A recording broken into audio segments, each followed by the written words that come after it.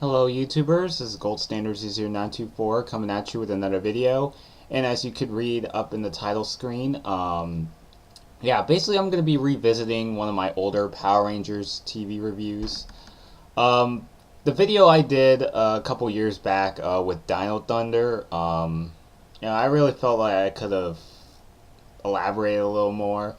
And, just basically the way I was doing those videos, I just was kind of unsatisfied with the tone of my voice at the time. I felt like I kind of came off obnoxious in a way. Um, so basically, I'm gonna be kind of, I guess you could say, redoing this Power Rangers review, and that was the Dino Thunder review that I did, which is basically what I'm basically gonna be redoing this video for today. Um, so the way I did the Dino Thunder review, it was on the audio commentary, and the volume just wasn't as loud. And it was just my first experimental audio commentary video since around that time I started installing Windows Movie Maker. So I was trying to get the hang of things, try to get things, just trying to like I said, get used to it. So basically this is not going to be all fancy dancy. This is just going to be a straight up one shot video. Hopefully I don't have to go out my way and edit any audios or any clips that I feel I need to edit out. So this is basically going to be a one shot video. So it's probably going to be a pretty long one. So just sit back, surf the internet, eat some snacks, or whatever the case may be. It's gonna be a really long video. Not sure how long it's gonna be, but just hope I get my points across. And till then, just sit back. So without further ado, let's get things started. So Power Rangers Dino Thunder. This was pretty much the second series that was shot in New Zealand. And by this point, Disney had already purchased Saban and pretty much purchasing a majority of the Fox Kids library. And one of those includes the Power Rangers franchise. So Wild Force was meant to be the end of the final season of Power Rangers ever, until Disney decided to continue to invest their money in Power Rangers. And because the production was getting expensive in the United States, they shot the Power Rangers series in California, so they decided to move over to New Zealand, where the budget was a lot cheaper to shoot some of their episodes and stuff like that. So then Ninja Storm came out, and much to a lukewarm reception. And I say that because, when Ninja Storm, initially came out, a lot of Power Ranger fans weren't very keen on the direction that the show was taken. If you watch the first episode, Prelude to a Storm, Dustin or Tori were mentioning in one of their dialogues that Power Rangers, they were based on some comic book, and it kind of sparked some controversy, in that way, because many fans believed that Ninja Storm was cutting ties to a lot of the previous Power Rangers series, and pretending that all of the events that had occurred over those 10 years had never happened. So eventually, Ninja Storm was kind of received with pretty lukewarm reception, and then the season that came after Ninja Storm was Dino Thunder, and Douglas Sloan, who came back. He was a showrunner for the earlier Power Rangers series from Mighty Morphin to Turbo. So yeah, he was brought back when they moved over to New Zealand. And then, like I said, with Dino Thunder came along, so, they figured, why not try to bring back a certain Power Ranger to kind of boost up the ratings, and basically, tie in Ninja Storm with the power, the entire Power Ranger universe, as opposed to just being a non-canon season. And that wouldn't be an issue until Power Rangers RPM, when the show was officially non-canon. But Dino Thunder pretty much undid what Ninja Storm was kind of set out to do, and break ties with the older Power Rangers series that came before it. So yeah, so they brought in an old Power Ranger, and Jason David Frank was brought into Dino Thunder, so he returned and reprised his role as Tommy. So yeah, there was a lot of vignettes, a lot of TV spots, hyping up the next Power Ranger season that came after Ninja Storm.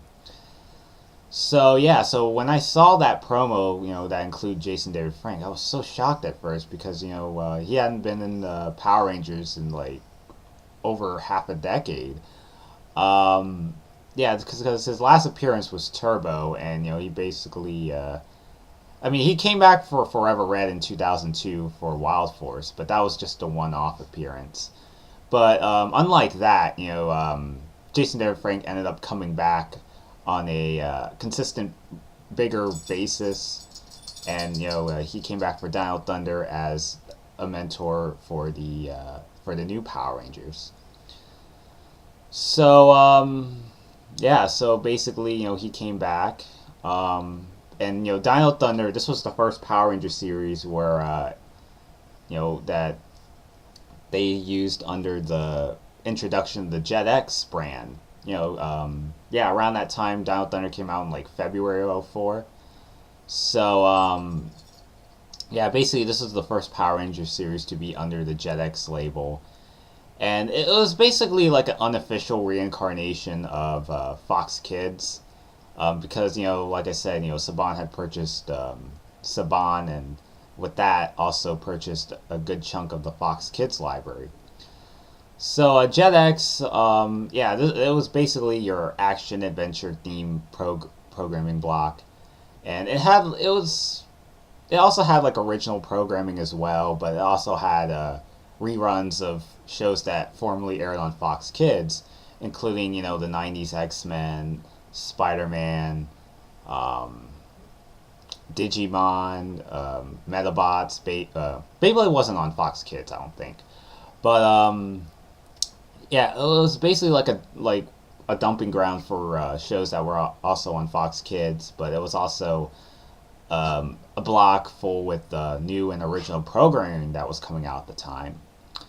So it all kind of evens out, and before Jet X, ABC Family only never didn't really have an action block name, to be exact. There was no official name for the block. But Jet X started come along, and it would be a long time staple for the Disney brand up until 2009, when they dumped the Jet X block, and Disney XD started coming along. So yeah, so Jet X was kind of a block that it was also on Toon Disney. So obviously, when I mentioned Disney XD and that transition there. So, yeah, but, getting back to Dino Thunder, it was a pretty significant season if you think about it. And this also brought the Power Rangers back to high school, which hadn't been seen since, they actually showed Power Rangers in space, I guess. They actually showed the teenagers in high school, but that kind of fizzled out afterwards. So yeah, so this is actually the first Power Ranger series in space that you had the Power Rangers being centered around the old Moto with teenagers with attitude.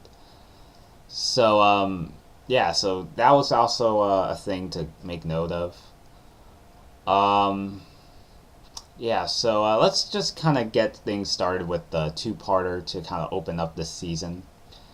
So the two-parter started off with Day of the Dino, and the opening teaser, there's a chase scene going on, and Tommy, is escaping from a building explosion because he was conducting a an experiment with one of his colleagues, and there was a scientific experiment that went wrong. And then, Tommy's like running through the woods, and then he gets surrounded by these group of foot soldiers for the season, which were known as Tyrannodrones. So, Tommy, tries his best to fight them all off, but the numbers game eats him up and, overwhelming him in the process. So, so basically, Tommy ends up running away from the Tyrannodrones, and, he jumps off the cliff and lands on the ocean, and that was pretty much how the teaser opens up. So then we skip over to a few years later. They never really specified how many years had passed since the explosion, but they just said that it was some years later. So there wasn't really a specific amount of years that elapsed since what had happened in the teaser. So so Tommy, shows up. It turns out that he's actually teaching at a high school in a fictional town known as Reefside. So so he comes in. He introduces himself as Dr. Oliver, and by that implication, he had earned a master's degree, and basically he teaches mostly history class really. And he comes in. He introduces himself to his to his students, and introducing the school subject and the curriculums about the concept of what he's teaching in his class. And then afterwards, we also he also stumbles into the principal of the school named Principal Randall. And she basically throughout the course of the season monitors Tommy and on the ongoing events that's going on in his life. And it turns out that Principal Randall is more than just your average principal, and will be and she'll be pretty suspicious, pretty sneaky as the season progresses. So she does play a big part in this whole Power Rangers Dino Thunder series. So so she becomes a little suspicious, and basically Tommy, she still has an eye out for Tommy, and in case anything goes wrong. So and also in that episode we get to introduce some of the three teenagers who would turn out to be Power Rangers eventually by the end of the two-parter. So we have Connor, who is a aspiring soccer player, Ethan, the computer tech whiz, and Kira, the aspiring singer musician, who writes her own songs, plays her guitar instrument. So those three teenagers are introduced into this season, and basically, what happens is that that those three teenagers end up causing something that's kind of that they were forbidden to do. So basically, what happens is that Ethan ends up using his computer knowledge, somehow hijacking the school system, and Kira gets in trouble. When Principal Randall notices that she brought in her own guitar without like a permission slip or the schools or notifying the school's consent.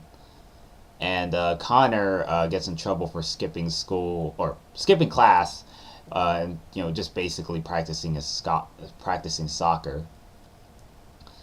So eventually all those factors combined, and Principal Randall sends those three teenagers into detention, and they get disciplined by Dr. Oliver, who monitors those three teens. And to kind of make it up to them, he sends the three teenagers to a dinosaur museum, and eventually, Connor, Ethan, Kira end up bailing Dr. O. So they're basically walking into the woods, getting to know one another, and then they fall inside under a pit, and you're basically looking around and basically exploring what's underneath the ground that they fell into it. So then they come across a multicolored dino gems, And eventually they retrieve those dino gems, and the minute that they touch them, the powers that were hidden inside those dino gems were fused in with their DNAs. So as a result, they start to undergo some changes in their bodies, and they start to acquire these genetically enhanced powers. So Connor has the ability to move at super speed, kind of like the Flash in the DC comics. Ethan has superhuman strength, and Kira has the ability to shriek, and because the shrieking allows her, she screams for one moment, and then she scares off any enemies that come in her way. And speaking of enemies, they get back out. They get out of the cave, and then they stumble on these Tyrannodrones for the first time. So yeah, so they have a little fight scene going on. They utilize their new powers, which they eventually stumble upon unintentionally, and it eventually helps them out of this numbers game battle. So then afterwards, so eventually Dr. O realizes that the three teens have acquired the multicolored dino gems, and eventually, by the end of the first part, Kira gets kidnapped by one of Mesogog's goons, and it kind of segues way into part two. So so Dr. O, finds out that the three teens have already possessed the dino gems. He basically realized that that he utilized that the teens utilized those powers, and so so they're currently trying to navigate where Kira is, and basically Kira eventually escapes the Mesogog's lair somehow. And there was like this one funny line where they were both riding in Dr. Oliver's Jeep, and then Ethan said something about like if somebody were to land on their Jeep, and then like the minute he said that, Kira just landed on top of the hood of the Jeep. And so they were kind of playing on some of the quirky humor that Ethan had. So eventually Kira gets out of the Mesogog's lair, and the three teens and Dr. Oliver reunite, and basically explain to him about some of the dangers that's going on in Reefside, and eventually Dr. Oliver basically converts the Dino Gems into these wrist mounted morphers, and eventually explaining them that about the Power Rangers, and giving them access to their Dino Thunder Ranger suits. So they become Power Rangers, and Mesogog during the evening sends out his Monster of the Week villain. So Connor, Ethan, and Kira successfully transform into their Dino Ranger suits for the first time. And eventually, they succeed in the process, and then by the end of the episode, Dr. Oliver warns them that there is going to be more threats to come, and that this is just only the beginning. So that was basically how Day of the Dino. That's basically Day of the Dino in a nutshell there. So the 2-part episode, was a really good way to kick things off. My one of my only gripes is that just the way that Tommy became a doctor out of nowhere, because you never throughout the course of the Power Rangers, Tommy never really showcased any passion for education and teaching his students or becoming a teacher or instructor of any kind, really. Because when he debuted in like Mighty Morphin, he was like an aspiring martial artist. And then Turbo came around, and all of a sudden he becomes a race car driver. And even though he never really had any passion for race car driving, just because it complies with the theme of what Turbo was, being a car themed season. And then Tommy leaves for a few years and comes back for Dino Thunder, which was cool on paper. But the way the fact that he becomes like a professor or a doctor out of nowhere, just kind of creates a bit of a plot hole in some ways, because how did Tommy earn like a master's degree? I mean, how did he become a doctor to begin with? But I think on paper, it was cool, see Tommy back. Especially just being a mentor, teaching, mentoring like a new team of Power Rangers. So I mean, I enjoyed that dynamic. It's a very interesting idea. It's just very questionable as to how Tommy managed to retrieve a master's degree within a couple years. But I think that's one of my main gripes there. Yeah, so Mesagog, like I discussed about him a couple of times, he's the main villain in the series. And Principal Randall is actually Elsa, but the Dino Rangers don't realize that, that they're the same person. But, yeah, so so Principal Randall is Elsa in disguise and basically monitoring Tommy and his new Power Rangers throughout most of the series. And Zeltrax also is kind of like the Goldar, the second in command, the combat warrior. So that's basically your villains for this season. So just to kind of clear up at that. So overall, Day of the Dino was a really cool way to kick things off for Dino Thunder, really. So that aside, we get about 1 or 2 episodes in. We have Legacy of Power, and this is basically a semi-clip show, because by this point this was the 500th episode of Power Rangers, so they were basically celebrating some of the past episodes, some of the past events that have occurred throughout Power Rangers history up until that point. From Mighty Morphin to Ninja Storm, and in the present day at the time with Dino Thunder. It sounds like a oxymoron the way I say it, but Dino Thunder was the recent season at the time. So yeah, so they were touching on those the past Power Rangers series before it, and what happens is that at the end of Waving Goodbye, Tommy was heading on his way to the Cyber Cafe, which was run by Haley, and it's basically the main hangout of this season. So he was gonna meet up with Connor, Ethan, and Kira. But then, before he could enter, Mesagog's goons ends up kidnapping Tommy and, taking him hostage. So that kind of segs way into the next episode, which was Legacy of Power. And basically, Connor, Ethan, and Kira find out that Tommy had been kidnapped. So they're at Dr. Oliver's laboratory. They're, trying to navigate on how to find Dr. Oliver. And then they ended up stumbling upon one of Dr. O's confidential files. And one of those files turns out to be a video clip where he discusses about some of the key events that have happened in Power Rangers history, including his time as a Power Ranger. So eventually, the 3 teens find out that, obviously Dr. Oliver was a former Power Ranger during his prime years, or teenage years perhaps.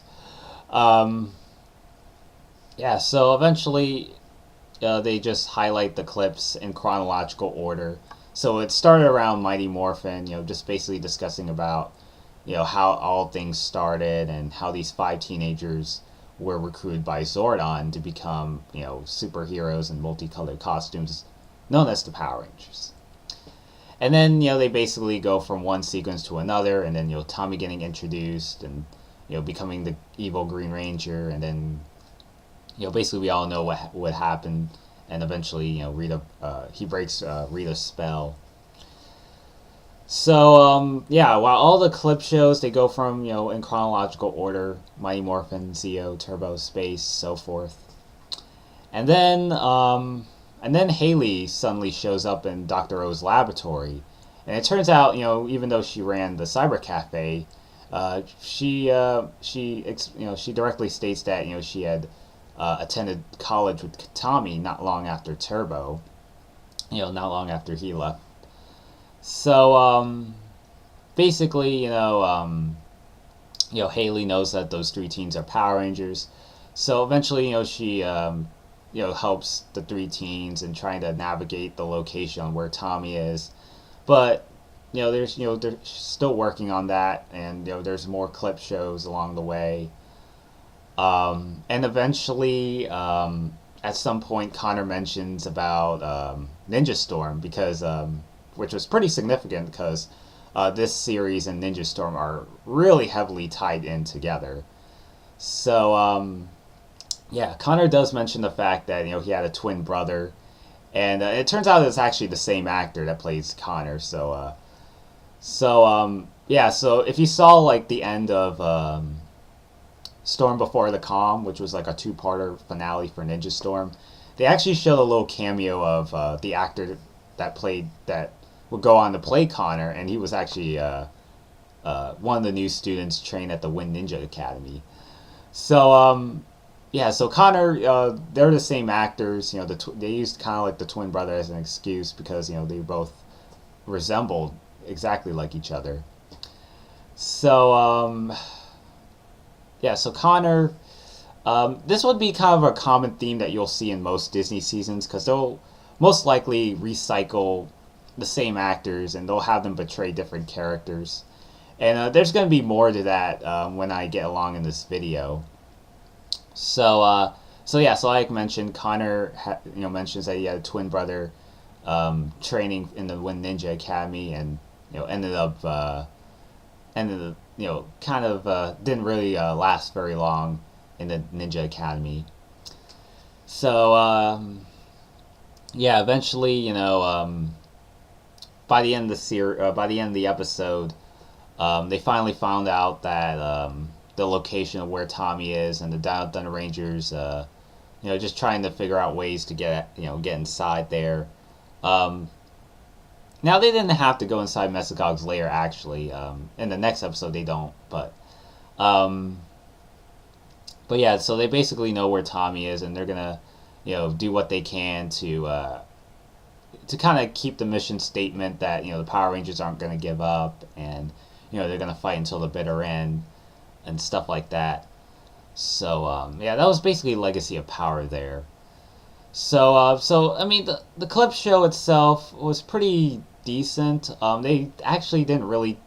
There were some things that they kind of left out on, like they didn't mention about like when the Rangers turned to kids that they had to bring in the Alien Rangers because the Power Rangers, when they got turned to kids, they weren't able to access their morphers. So then Zordon had to like call out the Alien Rangers to kind of be like a temporary replacement until the Rangers got their Zeo crystals. So they didn't really mention about the Alien Rangers story arc. They also did not mention about Kendrix's death and Corone replacing her in the subsequent episode. And they didn't even mention, and Tommy didn't really mention about Zordon getting destroyed and Countdown to Destruction and wiping out all the evil that was around at the time. Would have liked to maybe hear some of his reaction to that, but maybe he doesn't want to be a little downer. But I mean, it is what it is, really. But eventually, other than that, they pretty much covered every key important thing that was going on at the time. But I mean, it was only like a half an hour episode, so they had to cram a lot of things in. So I guess it's kind of understandable there. So that's basically my thoughts on Legacy of Power. And then the unofficial story multi-parter kind of continues with Back in Black, and basically that tile name is a nod to the AC/DC, and this wouldn't be the first time that they use a episode title named after a certain AC/DC song. So I'm guessing that the executive producer or the showrunner was a big fan of music, especially AC/DC. So yeah, so in that episode, Tommy eventually escapes Mesogog's lair. Eventually, he retrieves the the black dino gem, and basically allows him to transform into the black Dino Thunder suit. So yes, Tommy, 4 episodes in, is become a Power Ranger for the first time since Turbo. So yeah, so it was cool, seeing him back in action. It might have been a little too soon for him to come back, especially since this was like only 4 episodes in, since the beginning of Dino Thunder. But yeah, so it was cool, seeing him come back and, fending off the Tyrannodrones and having a little quarrel with Elsa for a bit. And then, like, at the end of the episode, Tommy made some quirky remark about how he had to buy more of black shirts, black clothing to wear, which is actually a nice quirk there, because for Dino Thunder they really touched upon.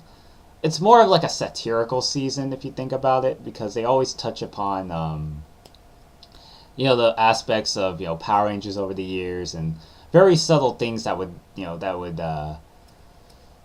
kind of question the viewers, and basically, when you're a Power Ranger, you're required to wear your respective color T-shirt or something along those lines. So if you're a Red Ranger, you obviously wear a red shirt, or if you're a Blue Ranger, you wear a blue shirt of some kind. But yeah, this would be like a really that was pretty much a common theme throughout the Power Rangers franchise, and it's always been this way, and it still is to this day. But yeah, so Tommy made that remark about how he had to get more black clothes because he became the Black Ranger. So that was really one of the notable moments, especially towards the end of that episode. So yeah, Back in Black, a pretty good episode. It was I thought it was a little too soon for him to come back, or at least become a Power Ranger again. Because they did this with like Ninja Storm as well. Because like they brought in like the Thunder Rangers not too long after Tori Dustin and Shane became the Wind Ninja Rangers in the first episode. So yeah, they brought in like the Thunder Rangers like 1 episode or 2 episodes after that. So yeah, you never really got to really adapt to the 3 core Rangers, because as soon as Connor, Ethan, and Kira become Power Rangers, it wouldn't be long before Tommy, the mentor, ends up becoming a Power Ranger himself. But yeah, regardless of that, Back in Black, it was a really good episode, and it was great to see Tommy back in action again. Yeah, so that's really my thoughts on Back in Black. And then we also get to a couple episodes after that. Yeah, so eventually the Dino Thunder Rangers befriend a friend named Trent, who is like a waiter that works in Haley's cyber cafe. And and he's actually the adopted son of Anton Mercer, who Dr. Oliver had worked with him in an experiment prior to the beginning of the series. And it turns out that Anton Mercer is actually Mesagog, and it was like an experiment. He eventually explains why the experiment had happened, and eventually Anton Mercer ends up drinking some kind of potion, and then he ends up becoming Mesagog, and it's kind of like a split personality sort of thing, and Anton Mercer can't really control it. Yeah, so he's secretly Mesagog in disguise, and Trent doesn't realize it until a little later on. So eventually, after a couple episodes, Trent eventually gets kidnapped and eventually brainwashed. So in a very similar way that Rita brainwashed Tommy in becoming the evil Green Ranger, Mesagog does somewhat of a similar thing, and basically giving him the white Dino Gem and converting that into a morpher, thus transforming him into the White Drago Power Ranger. So eventually, Trent, becomes evil and basically fights off the Dino Thunder Rangers, and And this, it was a three-part episode called White Thunder. So those three-part episodes, they're fighting off the Dino Thunder Rangers. Around that time, they ended up introducing a new team-up mode called the Super Dino mode, and basically enhancing their powers 10 times 10 times stronger compared to their regular Dino Thunder form. So yeah, so they're fending them off, and eventually it's a hard fought battle, and by the end of the third part of White Thunder, now this is really around the time where Jason David Frank's character had to take time off, and he mentioned this in like plenty of interviews and uh, discussion panels that Tommy, or the actor that played Tommy, had to take time off because it was because the episode was shot around like the winter of 2003. So around the holidays, everyone's taking a break. They're taking they're spending time with their families, and Jason David Frank had to spend time with his family back in California since Dino Thunder was shot in New Zealand. So he had to go. He had to take a plane trip back to the U.S. So yeah, and he had a karate dojo. He had commitments, and basically he just didn't really have time to actually go back and film some episodes. So what they did to kind of what kind of excuse they did to write off his character for a bit. Basically, Tommy gets he gets like a secret message to come to a warehouse, and then it turns out that the letter was was turned out to be a setup when Trent eventually the White Ranger, and he comes in, and Tommy morphs into his Black Ranger suit. So yeah, so they fought for a little bit, and then Trent ends up encasing Tommy in amber, and basically having him frozen solid throughout the next batch of episodes. So Tommy is basically in suspended animation, and he can't move, he can't speak, and he's just frozen. Like he's just stuck in amber, and like he's frozen. And so yeah, so White Thunder, even though this is kind of an inspiration or paying homage to Green with Evil, unlike Green with Evil, which ended on a happier note, White Thunder ends kind of tragically if you think about it. And I already discussed about Tommy being encased in amber. So yeah, it actually the three-part episode actually ends on a downer, which kind of unusual for a multi-parter. But yeah, so because Jason David Frank wasn't there to shoot some of the future episodes, yeah, they had to have him stuck in amber throughout a good chunk of episodes. Yeah, so that was basically White Thunder there. Oh, and also, yeah, eventually, Dino Thunder Rangers find out, especially Kira, since she's the first one to, where Trent reveals to Kira that he was the white Dino Ranger, and Kira just starts getting ticked off because Trent nearly had the three Rangers almost killed or annihilated, as Kira would say. But Trent convinces Kira that he wants to kind of fight off the evilness, and then they're hoping Kira is just hoping that they would find a way to get try to wear off the spell, or wear off the Dino Ranger gem that Trent possesses.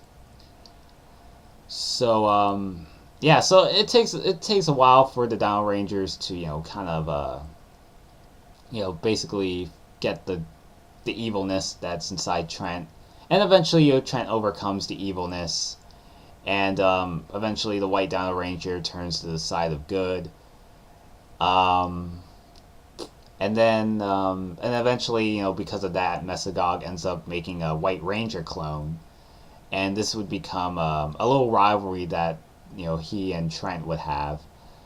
And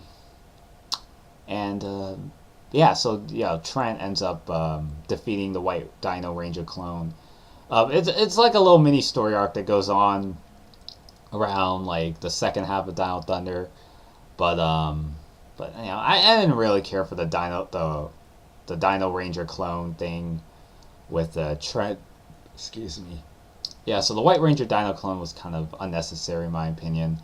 Um, I just have Trent turn good, and rest is history. But I guess they want to try something different. Um, but I just didn't really care for the White Dino Ranger clone story, little story feud that was going on. Um, let's see, and then you also had yeah, so there was like an episode in between.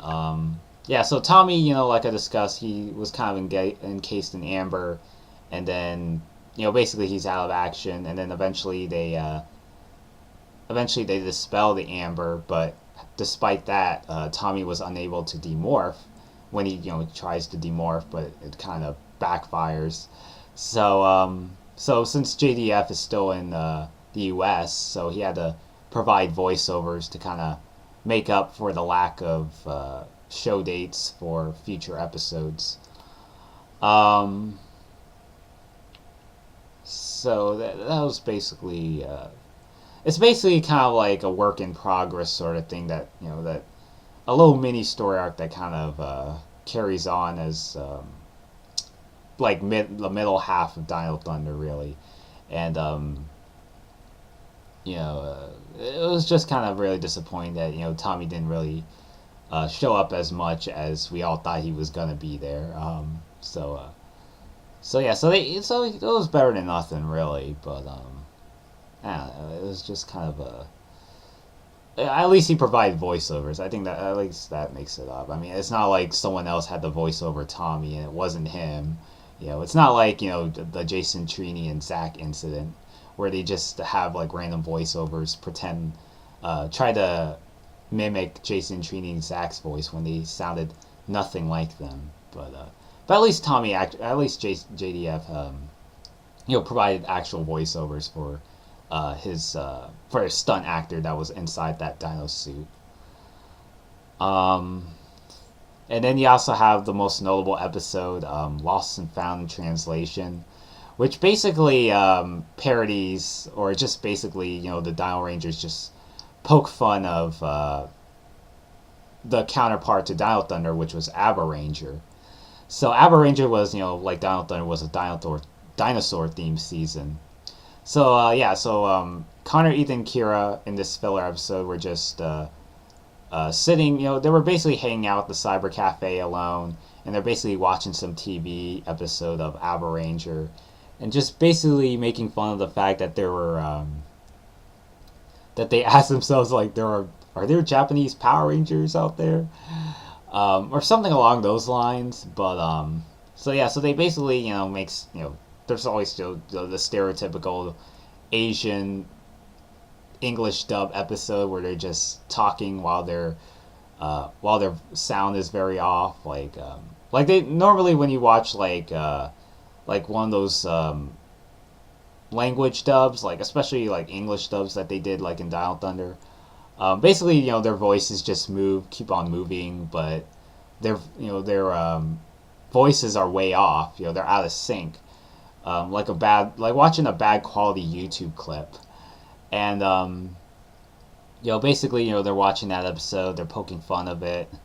Um, some people have a really big problem with that, because they're making fun of Super Sentai, and because Super Sentai was the Power Rangers takes its source from Super Sentai, and Sentai has been around since the 1970s, so it's been going on 2 decades older than Power Rangers, which came out in like 1993. So yeah, basically long time Sentai Pierce had problems with this, and yeah, I personally never watched Aber Ranger, to be honest. I mean, I haven't really watched a whole lot of Sentai. Only Sentai I watched was like Geki Ranger, and I think that was the only series I watched to this date. But yeah, so yeah, so that's kind of sparked some controversy. I wish I really had my overall thoughts on this, because if I had watched the whole season of Power Ranger, then um, I probably would have. I probably would have been kind of scratching my head in a way, but I won't lie at that. But but overall, Lost and Found translation, kind of a mixed bag. I just don't really have like any true thoughts or opinions just to sum up that episode. So that's really all, my thoughts on Lost and Found translation. Um, and then we also have Fighting Spirit, which would turn out to be an episode where Tommy by this point was actually his full body form once again, his civilian form, but he's stuck in he's trapped in a coma. And how exactly that he eventually demorphs. So eventually, Haley conducts an experiment on him, and eventually the experiment ends up going wrong when Tommy, who was at the time was stuck in his Dino Ranger suit, eventually turns invisible. And then and then a couple episodes after that, Tommy ends up becoming visible once again. And fighting Spirit, Tommy is trapped in this coma, and eventually he's fighting some of the demons that's inside his head. So eventually he confronts with some of his past Ranger selves. So it was he ends up stumbling into the green Power Ranger, the white Mighty Morphin Power Ranger, and the red Zeo Ranger. Basically, a lot of the Power Ranger forms that came out, that some of his past Power Ranger forms that he had. The only Ranger that he was missing was Red Turbo Ranger. Yeah, so eventually, Tommy and basically in his civilian form, eventually fights off his the green, white, and red Zeo Rangers in back-to-back battles, and eventually Tommy ends up succeeding and triumphing in the process, and Tommy ends up waking up from his coma, and basically he's back in full force. So Fighting Spirit was an episode that I also thought was pretty cool. Especially seeing the old MMPR suits again, and even the Zeo Ranger suit. Some people actually complained about the helmets because the Green Ranger helmet actually, it had like one of those silver linings on top of his helmet. And some people had like some problems with that, because it wasn't anything like the original MMPR suit where it didn't have a silver lining on it. I mean, it was kind of like a minor nitpick, but a lot of people seem to point that out.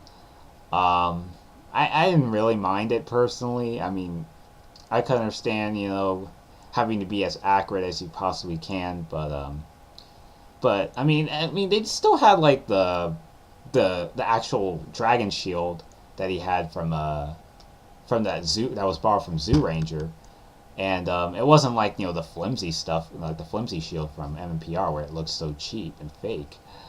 But regardless, even though some people had problems with how the design of the Green Ranger looked, it wasn't too significantly bad or anything like that. But there was just some minor trims that they made, and but I mean, it was still cool seeing the old suits again. I mean, that doesn't take anything away from that. And the Red Zeo, yeah, I was gonna say Red Zeo. Oh, Red Turbo Ranger suit. That was absent from that episode, and I believe because Tommy didn't really have any defining moments as a Red Turbo Ranger, and because by that point JDF was kind of on the brink of leaving the show, so they only had him shoot like a few scenes. So he had only, I think by that time Turbo was around. He only had like a lighter schedule, so he didn't really have a whole lot of episodes devoted to him like he did in his MMPR and even during his Zeo heydays. But so I think that might explain why the red Turbo Ranger suit was absent, because Tommy's lack of defining moments under that Ranger form. But minor nitpicks aside, Fighting Spirit, overall was just a really tremendous episode.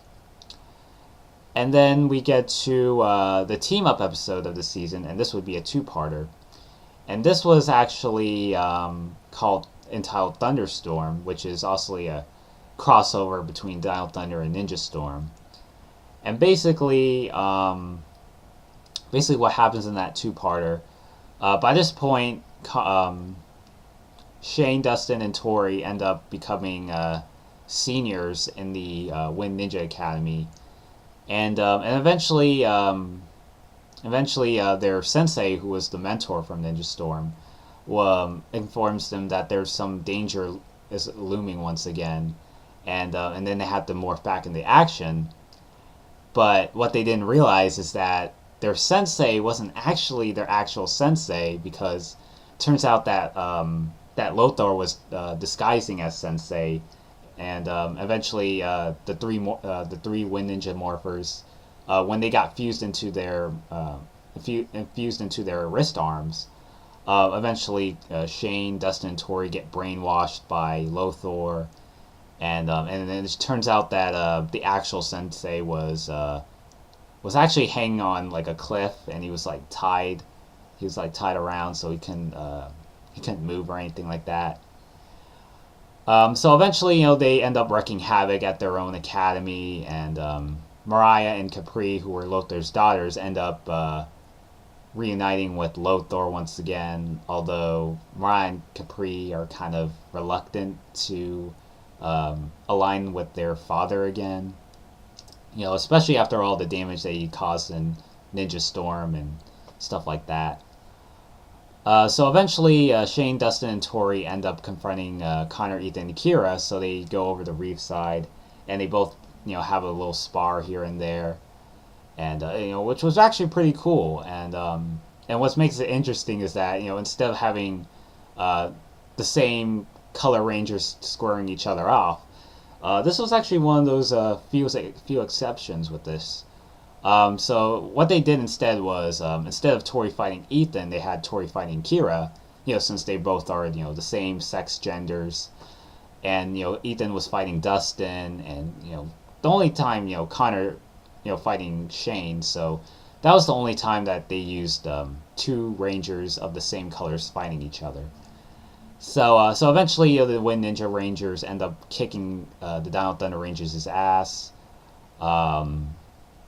And then I believe there was also during that episode, the Thunder Rangers, what are the names? Blake and Hunter.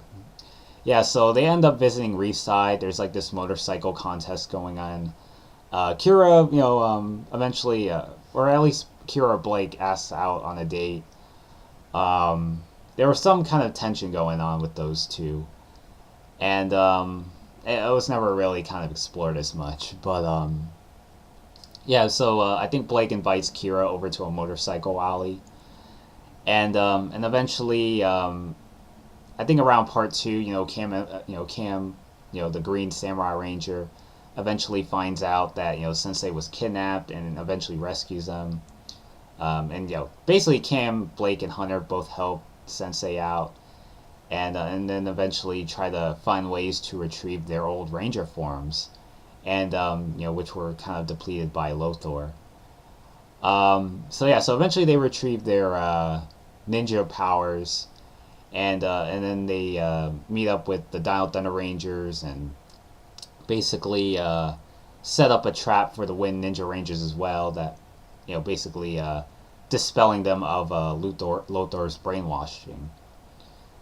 So eventually all those Rangers reunite, and eventually by the end of the episode we get to see them morph into action, and just really one of the greatest Power Rangers team ups, I think, in my opinion. And then basically at the end of the episode they all gather around at Dr. O's laboratory, and that was really that was really the team up episode, and yeah, I thought that was also a really tremendous episode as well. You know, just great action, great teammate, great team up. Um, and it was kind of interesting dynamic because, like in Ninja Storm, um, we saw the Thunder Rangers being the bad guys, the Wind Ninjas becoming the good guys, and then Dino Thunder comes in. It's like vice versa. It's the other way around. So the Thunder Rangers are helping the Wind Ninja Rangers, who are evil, and pretty much almost all the Ninja Rangers except for Cam, they have all been evil at some point in their Ranger duties. So I thought that was actually pretty interesting thinking about that. Um, yeah, and it was nice seeing, there was a pretty much a strong connection between Dino Thunder and Ninja Storm. So they had already made a couple mentions about Ninja Storm and their connections to that, and how how Haley knew who Cam was, and stuff like that. So yeah, I thought that was actually pretty cool, and it's just probably one of my I guess third favorite.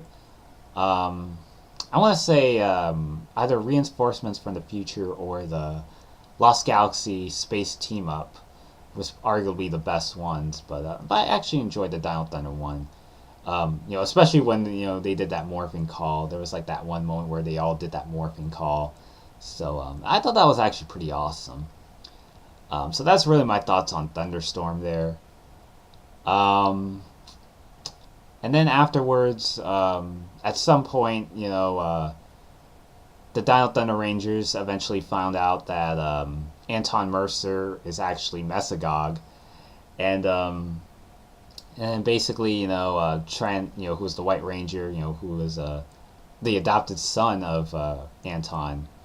So eventually, they go into the classroom. They found out that Anton is actually going through kind of like some transformation, some mutation issues that he's going through, and then they find out that Anton Mercer is actually Mesagog.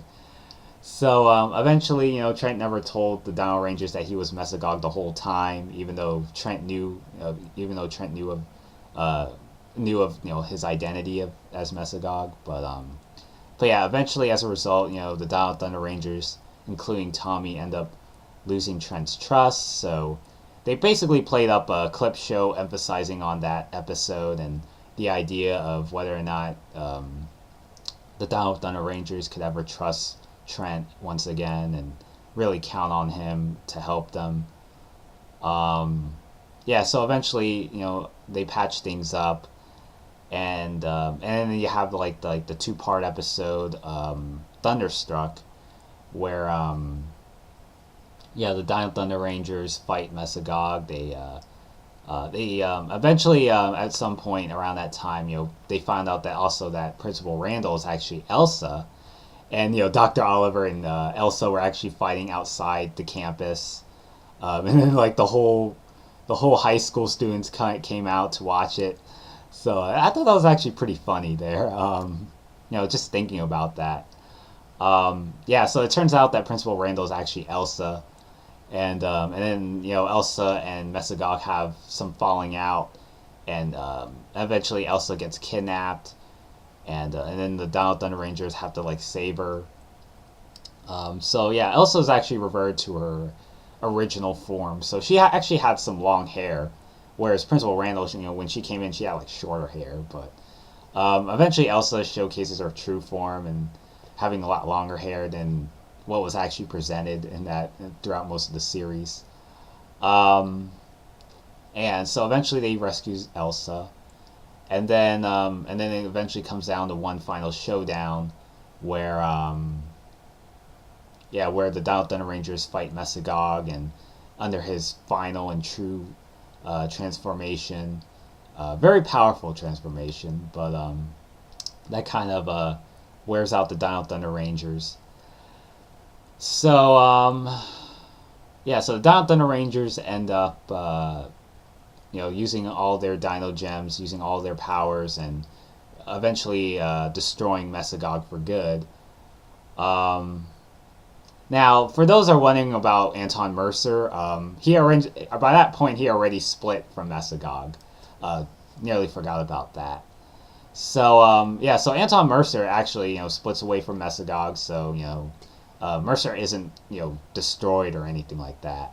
But the Dino Thunder Rangers end up destroying Mesogog, and as a result, they can no longer morph into their Dino Ranger suits. So all the power that was in the Dino Gems were pretty much depleted once they destroyed him. So yeah, that was really that episode, really. And then like around that time, the Dino Thunder Rangers were on the verge of graduating high school. So eventually, Connor is holding like a soccer camp. Ethan's competing at a video game contest, and Kira gets like I believe like a record music label, or at least an offer of that. And Trent turns out that he's an aspiring painter, an aspiring artist, so he like draws and stuff.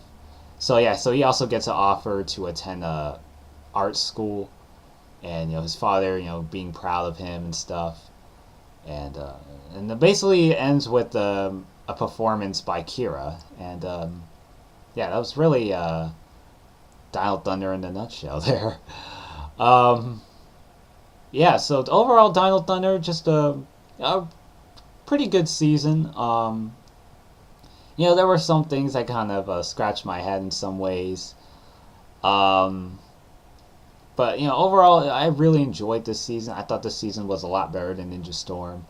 Ninja Storm I somewhat enjoyed, but it kind of got a little too over the top, a little too goofy.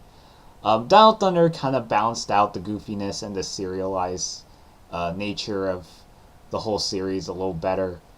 I really enjoyed some of the quirky humor that was going on. Some of the satire that played a part in the Dino Thunder season, because they were always poking fun of a lot of the aspects that Power Rangers never really took notice of, and when it did, it was just very subtle. Like basically what I discussed about Tommy and his Black Ranger clothing, and how he had to get more black clothes because he's the Black Ranger. So there were some things like that they always touched upon, and just really poking fun of themselves as a franchise. Um, the team up episode was pretty cool. Fighting Spirit I really enjoyed. Seeing all the older forms of seeing some of the old Mighty Morphin Power Ranger suits that Tommy used to wear. So that was cool. Um, I know Tommy not showing up like in the middle half of the series was kind of an issue as well. And the whole evil White Ranger Dino clone I didn't really care for. Um, and also yeah, I forgot to mention about Connor and his power ups, because I always had a problem with that. But basically, how Connor by the end of the series starts to get really overpowered, and feeling very overpowered than the other Rangers. Like he had the Super Dino Thunder mode, which was basically a team up mode, so it wasn't too much of an issue at first. And then he gets the Triassic form, where he gets like the gold shoulder pads and the shield accompanying to it. Now that was understandable, since Abba Ranger also had that, so they had to comply with the Sentai footage just for that episode. But then you also get to the Battleizer, and it's not just the Battleizer design itself I had an issue with, but it's also just the fact that it just shows him just how overpowered that he was, and because Battleizers are only for Power Rangers and not really Super Sentai, because Power Rangers, the Battleizer is just created just for this series. So um, just the idea, just giving them the Battleizer when he was already as powerful as he already is, just kind of I don't know, it just kind of make it seem like he was more superior compared to the other Rangers, whereas Power Rangers just supposed to be like on the same leveling, like the same equal, like the same. Just have to show that you're as equal to the other team. Showing that you're not powerful than any of your other teammates. And And then, Connor will obviously have his Battleizer with one of the worst weapon finishers, like a dragon yo-yo. I don't know. It just sounds like a really corny name, but it's not as bad as, like, let's say, like the SPD Battleizer where they have like the battle thong. Um, but but yeah, so Connor was pretty much overpowered, especially by the end of the series. Um, yeah, I believe it was that same episode where he meets up with a girl named Krista, and I believe she was I can't remember what her character played, but yeah, like they recycle characters, like I mentioned a couple times, and I think Krista played Claire, the Mystic Force, the Gatekeeper. I think that might have been her. Um, so yeah, eventually Connor and Krista, he has a thing for Krista, and I believe she appears like at the by the end of by the end of the two-parter episodes. So yeah, so eventually they hook up. You don't really see her again afterwards, but overall, that aside, Power Rangers Dino Thunder, really enjoyable season despite some flaws here and there. I mean, obviously not every Power Ranger season is perfect, but I thought Dino Thunder was really good enough for me to kind of watch over and over again. I just really wish that it ran a little longer than it did, and I really think the cast really gelled well. Um, Emma Lahana, was kind of like the breakout star of this show, and she would go on to do, um, she was on that sci-fi show Haven. Um, it was actually pretty cool, and yeah, I believe the actor that played Ethan actually does the voiceover of Cameron in the Total Drama Island cartoon franchise. Um, don't really watch Total Drama or Cartoon Network anymore, but it's cool that he's still doing stuff. Um, Jason David Frank is going to be coming back for Super Mega Force. Um, yeah, so I think that's really all I have to discuss about Dino Thunder. Just like I said, just a pretty cool season. Um, yeah, just something I would probably watch over and over again. I won't say I won't say it's like Power Rangers in Space type of levels of greatness or Power Rangers Time Force sort of greatness. But I thought this actually plays a better. I thought it played the MMPR, just paying homage to that series a lot better than Megaforce is trying to be out to be. Like, it's trying to be like MMPR, but it just feels way too forced. The Rangers are just way too shallow. You don't really know too much about them. But with Dino Thunder, it just felt like you could relate to some of these characters, and they weren't, just shoving the morality down your throats or anything like that. And I really felt that Dino Thunder was kind of like a modernized version of what MMPR would be like in the 2000s. And that I thought this was yeah, I thought they did a better job at paying homage to MMPR.